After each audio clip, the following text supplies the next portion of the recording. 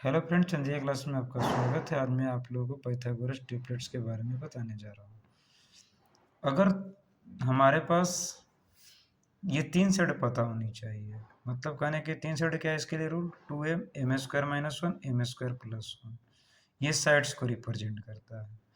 अगर इसमें एक सेट हमें पता हो तो बाद बाकी दो सेट निकाला जा सकता है।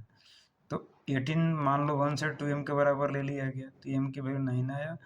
m के प्लेस पे आप सब्स्टिट्यूट कर देना, ये हमारे पास वैल्यू आ जाएगी। कोई पूछे कि m क्या है, तो m एक पॉजिटिव इंटीजर है। ठीक है, मान लो अगर ये कह सकते हो कि सर अगर मान लो अगर हमारे पास अगर पहली साइड हमारे पास 5 होता तो हम किसके बराबर इक्वल है। तो ध्यान रखना कि पॉजिटिव इंटीजर आना चाहिए, फ्रैक्शन में नहीं। तो 2m के इक्वल टू नहीं ले सकते, 2m इज इक्वल टू 5 हो जाएगा, तो m का वैल्यू फ्रैक्शन में आ जाएगा, दैट इज नॉट पॉसिबल। तो हमें लेना पड़ेगा -1 से भी नहीं सॉल्व हो पाएगा, एम स्क्वायर प्लस वन बराबर 5 लेंगे। तो वहाँ से m की वैल्यू निकालेंगे तो m की वैल्यू 2 आ जाएगी। ध्यान रखना है कि अगर पहले के इक्वल नहीं आ रहा है, इंटीजर वैल्यू दे रहा है, तो सेकंड के सेकंड नहीं, थर्ड के इक्वल नहीं। तो बात बाकी ये रहे आपके लिए होमवर्क। अब अगला जो टॉपिक है जो बताने जा रहा हूँ वो है हाउ ट्रायंगल इज पॉसिबल। सिर्फ साइड दे देने से आपका ट्रायंगल पॉसिबल नहीं होता, कुछ टर्म्स एंड कंडीशन है जो आपको डिस्कस करने वाला हूँ। ध्यान से देखना आप लोग, किसी भी हो तो सिर्फ Pythagoras triplet right angle triangle के लिए ही पॉसिबल था। इसके लिए रूल क्या है कि sum of two sides is greater than the third side, मतलब कि दो साइड का सम तीसरे से बड़ा होना चाहिए। जैसे a प्लस बी सी से बड़ा होगा, b प्लस सी ए से बड़ा होगा, c प्लस से b से बड़ा होगा।